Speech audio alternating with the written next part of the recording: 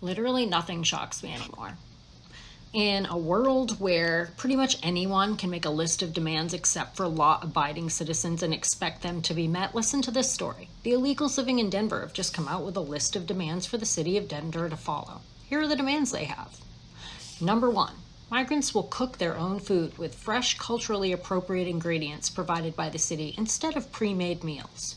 Rice, chicken, flour, oil, butter, tomatoes, onions, etc. Also, people will not be punished for bringing in and eating outside food.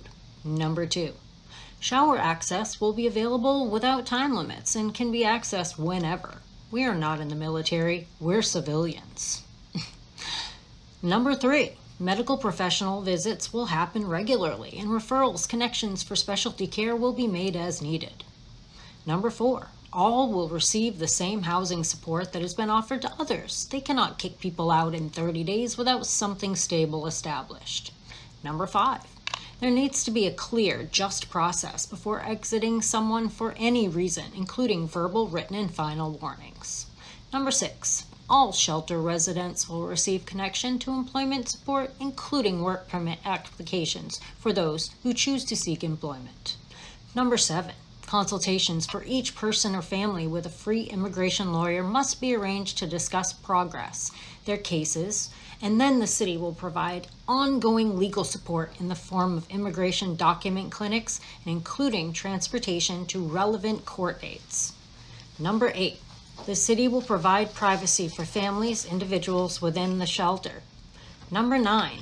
No more verbal or physical or mental abuse will be permitted from the staff, including no sheriff sleeping inside and monitoring 24/7. We're not criminals, and we won't be treated as such. I mean, you came to this country illegally. You're the definition of criminal, but sorry, I digress. Number 10. Transportation for all children to and from their schools will be provided until they finish in 3 weeks. 11. No separating families, regardless of if family members have children or not. The camp will stay together. Number 12, the city must schedule a meeting with the mayor and those directly involved in running the newcomer program, ASAP, to discuss further improvements and ways to support migrants. Number 13, the city must provide all residents with a document signed by a city official in English and Spanish. With all of these demands, that includes a number to call to report mistreatment. So there we go.